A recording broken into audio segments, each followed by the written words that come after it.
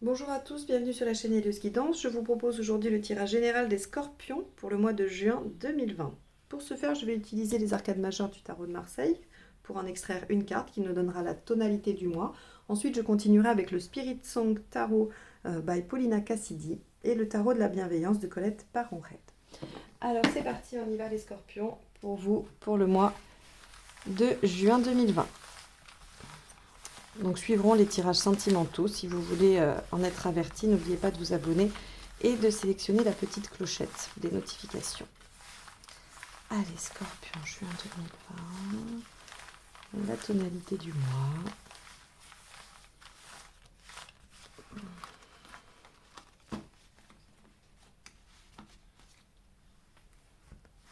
Hop. Ah, les contacts. On va sortir de sa coquille, les Scorpions. Donc, je ne sais pas si vous étiez dans une coquille, mais en tout cas, l'ermite nous indique les contacts, les nombreuses sollicitations. Ça peut aussi nous indiquer une fin de cycle.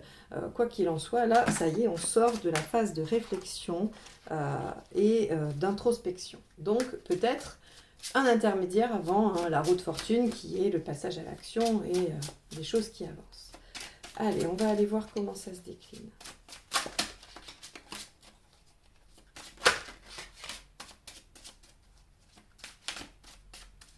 Allez, hop, les Scorpions pour le mois de juin. Alors, ici, ce sera votre... regardez, l'ermite, votre état d'esprit. C'est rigolo. Hein, on a les deux, alors à l'endroit, à l'envers. Ici, ce qui vous préoccupe. Je m'occuperai après de mettre tout bien comme il faut, hein, pour que vous voyez. Allez, les événements. Les aspects positifs. Les aspects négatifs.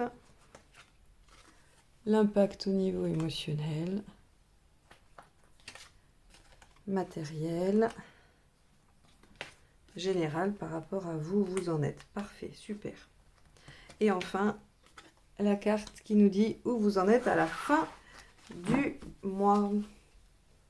Alors, hop, on va juste essayer de régler ça maintenant, comme ça, après je cale les autres dessus.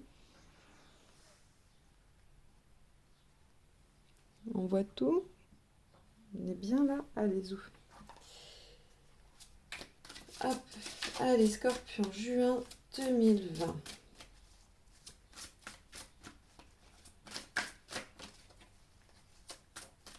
Bon, il y a des efforts à faire. Hein. C'est ça qui vous préoccupe hein, avec ce cavalier de denier. Ce qui vous préoccupe, c'est combien de temps encore il va falloir faire des efforts. C'est ça qui vous trotte dans la tête. Allez, Scorpion, juin 2020, en complément de ce tirage, s'il vous plaît. Hop, c'est parti. Donc là, les cartes n'ont qu'une signification complémentaire. Hein. Il n'y a pas de... C'est pour ça que je ne vous redis pas la signification de leur positionnement. Ok, on a 2 fois l'as de coupe. Hein.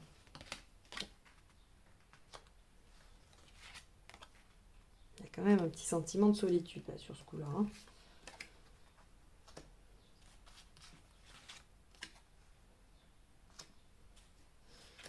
Bon, alors effectivement, les Scorpions...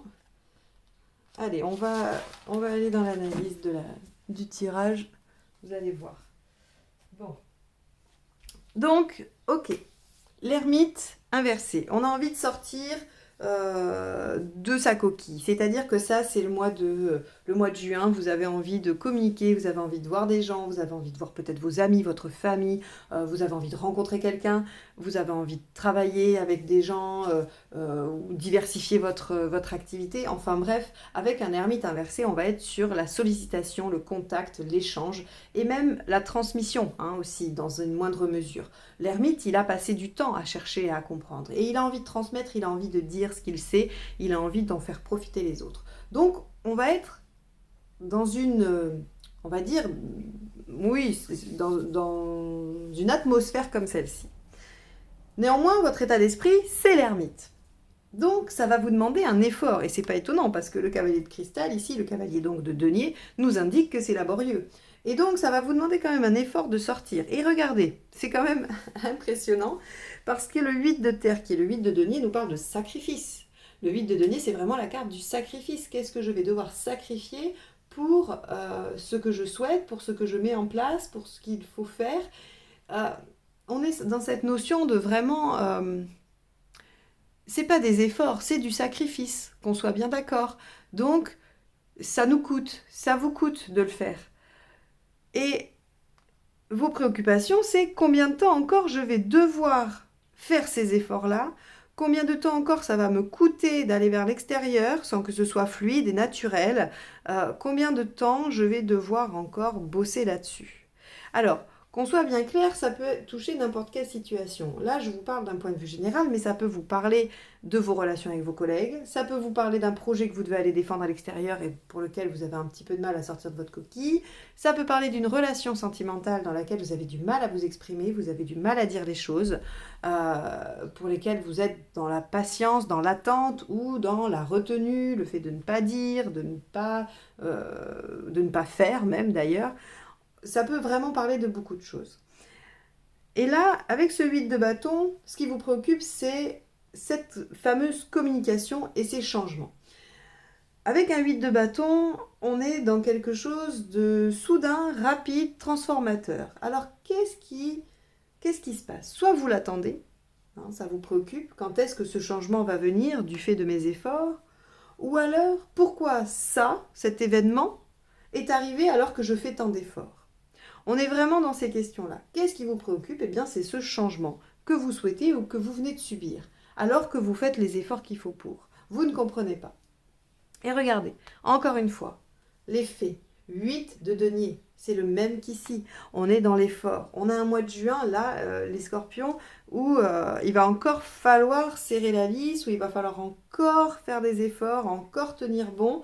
C'est difficile, mais...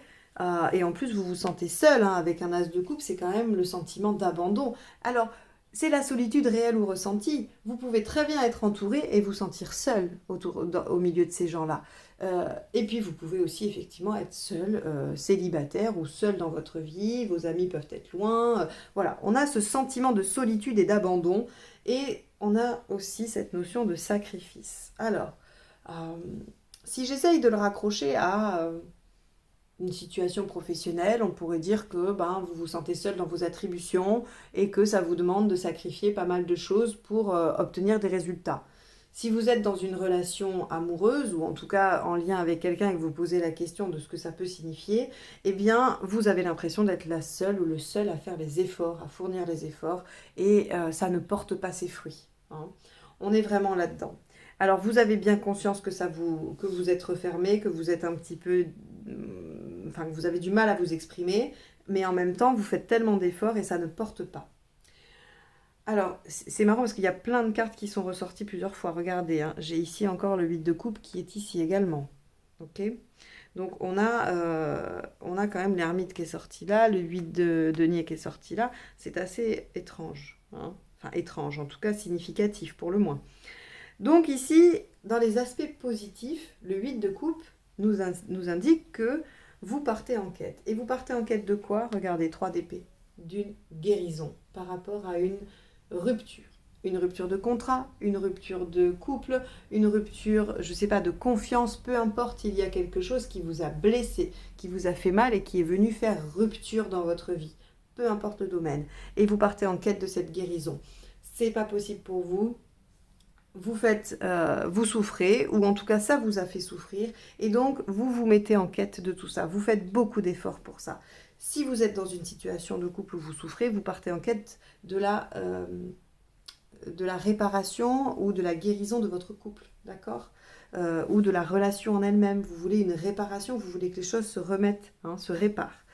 Et donc, dans ces aspects positifs, c'est que c'est une bonne chose pour vous de plutôt rester dans quelque chose de douloureux, hein, ou de stagner dans une position qui pourrait être passive et de victime, hein, et là encore aucune malveillance de ma part parce que c'est des fois très difficile de sortir de cette situation, donc c'est tout à votre honneur de pouvoir mettre ça en place et de pouvoir vous sortir de cette situation, en tout cas de partir en quête de ça.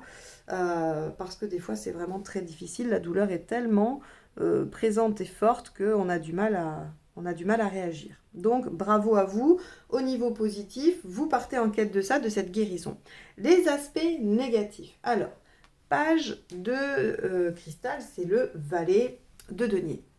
En aspect négatif, le valet de denier nous dit attention, il faudrait peut-être regarder toutes les informations, tous les tenants et les aboutissants. Partir en quête, certes, mais partir en quête de quoi? Est-ce que c'est réalisable? Est-ce que l'objectif que je me fixe, il est réel et réalisable?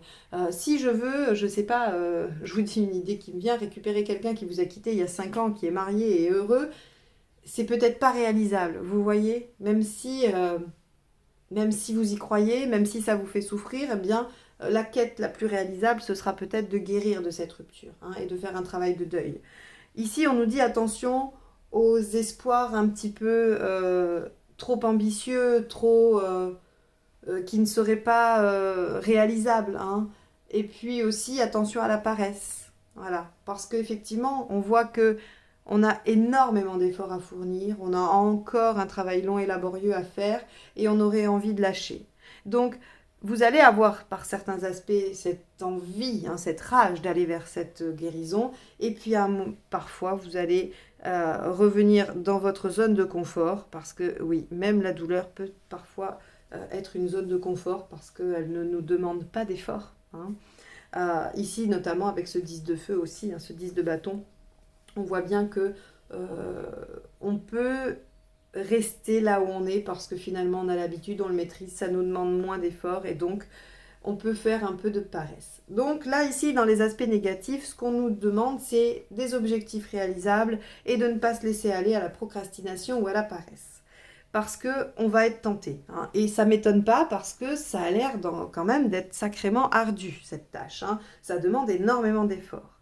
Alors, au point de vue émotionnel, c'est superbe aussi. Et c'est très cohérent d'ailleurs. Ce tirage est incroyable parce que le 6 d'épée, qu'est-ce qu'il nous dit le 6 d'épée? Il nous parle de lâcher prise, de quitter quelque chose, d'avoir vraiment cette sensation de laisser derrière soi ce dont on n'a plus besoin et d'abandonner quelque chose. Donc là, on est vraiment dans cette notion d'abandon.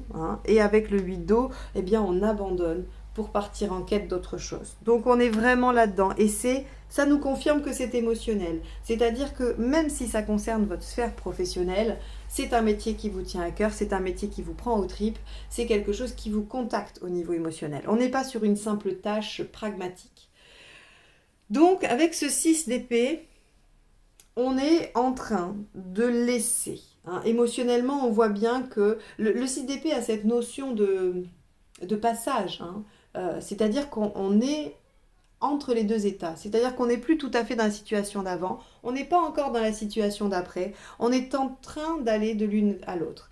Et ce 8 d'eau nous dit, oui, on est en train d'aller de l'une à l'autre parce que de toute façon, il y a une quête ici à réaliser et que l'on n'a pas encore tout à fait saisi ce qu'il y a au bout, ce qu'il y a au fond, ce que l'on va chercher. C'est pas encore tout à fait clair. C'est le principe de la quête. On part en quête de quelque chose. Mais on ne sait jamais si c'est ce qu'on a imaginé que l'on va trouver au bout.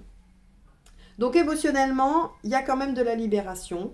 On est en voie de libération, de toute façon, on est en cours de guérison. Il y a quelque chose ici, ce tirage me fait l'effet de juste une photo dans une situation au long cours. C'est-à-dire que pour moi, c'est pas juste ce mois-ci cette situation. Ça dure déjà depuis un moment et c'est pas fini, d'accord? On va encore aller vers quelque chose d'autre. Cette énergie va vous suivre encore quelques mois. Alors j'ai l'impression quand même qu'on va aller vers du mieux. On va aller vers du mieux quand même. Et donc, si vous voulez une perspective sur les mois suivants, à mon sens, il va y avoir une amélioration, mais lente. Lente et en douceur. Au niveau pragmatique, on a le 4 de bâton et on a l'as d'épée. Super. Au niveau pratique, on a tout ce qu'il faut. Et d'ailleurs, c'est en lien avec cette ermite inversée, c'est-à-dire les contacts, les amis, les personnes autour de nous. Ils sont là, ils nous offrent des bons moments. Ils nous offrent des moments joyeux, on peut être avec nos amis, tranquillement, profiter, rire, célébrer des choses. Concrètement, il y a des nouvelles choses dans notre vie aussi avec cet as d'épée. On a de nouveaux bonheurs, de nouvelles choses positives, concrètement. Alors que ça ne puisse pas encore prendre corps et matière dans notre émotionnel et dans notre esprit, c'est un fait. Mais concrètement, Sur ce mois de juin, il y aura de bons moments, de belles choses et aussi de nouvelles choses. Avec l'As d'air, on est... Alors très concrètement, si certains veulent savoir s'ils vont avoir un boulot, oui, l'As d'air représente le démarrage d'une nouvelle activité. Donc, c'est soit un premier job, soit un nouveau job dans ce qu'on connaît, mais ailleurs. On est dans un démarrage de quelque chose. Donc, concrètement, et si on veut une relation, a priori, il y a un démarrage de relation. Mais avec un as d'air, on n'est pas dans la relation... moi, je ne suis pas dans le coup de foudre ici, d'accord? J'ai pas quelque chose d'absolument extraordinaire. Parce que de toute façon, il y a tout ça à lâcher avant. Vraiment. Alors, regardez, vous, où vous en êtes dans votre cheminement global et donc l'effet de tout ça sur ce cheminement. Le 7 de coupe et le 4 de coupe. Le 7 de coupe nous parle quand même de réalisation, d'évolution, de bonheur, de bien-être et également de plusieurs options. C'est-à-dire qu'aujourd'hui, vous savez que pour aller vers ça, il y a plusieurs chemins possibles. Aucun n'est mauvais. Aucun n'est mieux que l'autre. Seulement, il y en a un qui vous conviendra le mieux. Vous ne savez pas aujourd'hui lequel. C'est pas très grave. Vous partez justement en quête de ça. Faites des expériences, tentez des choses. Il va falloir que vous preniez une voie dans laquelle vous allez fournir des efforts. Il y a peut-être un objectif à se fixer. Il y a peut-être quelque chose à prendre en compte, quelque chose à faire. Quoi qu'il en soit, le 7 de coupe nous dit nous avons plusieurs options. Il y a plusieurs possibilités aujourd'hui dans notre vie. Laquelle allons-nous choisir? Le 7 de coupe indique aussi l'hésitation, puisque forcément, devant plusieurs choix, il est difficile parfois de savoir lequel on va opérer. Quoi qu'il en soit, le 4 d'eau nous parle d'engagement. On va s'engager dans cette voie, on va s'engager dans ce sens, et on a à la fin du mois trouvé cette option. On va en délaisser certaines et on va foncer dans une de ces voies-là pour s'y engager pleinement. Alors, à la fin du mois, on a l'As de coupe et le cavalier de bâton. L'As de coupe, comme je vous le disais, nous parle souvent de solitude, de sentiment d'abandon. Ça peut aussi être le démarrage, ça peut aussi être la rencontre amoureuse. Je ne sais pas pourquoi, ici, j'ai du mal à l'interpréter comme ça. Néanmoins, vu que c'est moi, que c'est un outil projectif, je vous livre quand même cette interprétation. Avec un as d'eau ici, un as d'air là et un as de coupe là, on peut imaginer qu'il y a un début de relation pour vous, les scorpions, sur ce mois de juin. D'accord? C'est possible. L'as nous parle de tous les commencements, de tous les débuts. Moi ici, il me parle davantage d'une situation de sentiment de solitude. Réel ou ressenti, encore une fois, je le dis. À la fin du mois, il va encore y avoir ce sentiment qu'il n'y a que vous qui puissiez faire quelque chose pour vous. Mais avec cette composante que ça vous rend heureux, ça vous redonne le pouvoir sur votre vie, ça vous redonne le pouvoir sur vos émotions, sur ce que vous ressentez, et que finalement, ça participe à cette guérison vers laquelle vous vous dirigez. Oui, vous avez le pouvoir sur vous et vos émotions. Oui, vous avez tous les pouvoirs dans votre vie. Alors certes, vous vous sentez seul, mais c'est passager. C'est passager parce que l'as mène aux deux. D'accord? Donc, ne vous en faites pas. Même si à la fin du mois de juin, vous vous sentez encore un peu seul, on a quand même des contacts avec le cavalier de bâton. On a des choses en lien avec l'écriture, avec les échanges, avec les négociations. On est quand même dans quelque chose... Alors, on a l'ambition aussi, c'est-à-dire que le cavalier de bâton, il a envie de réussir, il fait tout pour... Et il y croit, même si... Vous voyez, la différence avec le cavalier de denier, c'est que le cavalier de denier, il travaille comme une bête de somme, il ne sait pas ce que ça va donner. Le cavalier de bâton, il s'imagine déjà arriver avant d'y être, mais ça lui confère une énergie décuplée. Donc, c'est pas négatif, c'est pas tant négatif que ça. Donc, vous voyez déjà arriver dans une autonomie complète, mais j'ai envie de vous dire une autonomie vis-à-vis de ce que vous lâchez ici. On veut se délester de tout ça. Alors ça peut être qu'une toute petite partie de votre vie, ça peut être beaucoup plus global, quoi qu'il en soit. On va vers l'autonomie et l'indépendance. Voilà. même dans la relation, hein. Quand je dis l'autonomie et l'indépendance, c'est pas du tout antinomique quand je vous dis qu'il y a peut-être un début de relation. C'est-à-dire qu'on va aborder les relations différemment. Au lieu de se soumettre, au lieu d'être dans le compromis total, hein, ce qui peut arriver pour certains, on va être dans le respect de soi et de ses besoins. Donc on est autonome et indépendant dans la relation. C'est pas du tout antinomique avec ce que j'ai dit avant, hein. Je tenais à le préciser. Voilà pour vous les scorpions sur ce mois de juin 2020. J'espère que ce tirage vous aura apporté des éléments de réflexion, des réponses également peut-être par rapport à ce que vous vivez. C'est son seul but. Si vous avez aimé, n'hésitez pas à liker, partager et commenter. N'oubliez pas de vous abonner également. Et si vous souhaitez une guidance personnalisée, c'est juste en dessous de la vidéo. Vous avez mon mail et je vous ferai parvenir les conditions pour une guidance personnalisée. Je vous remercie de m'avoir écouté jusque-là. Je vous souhaite un excellent mois de juin et à très bientôt. Au revoir.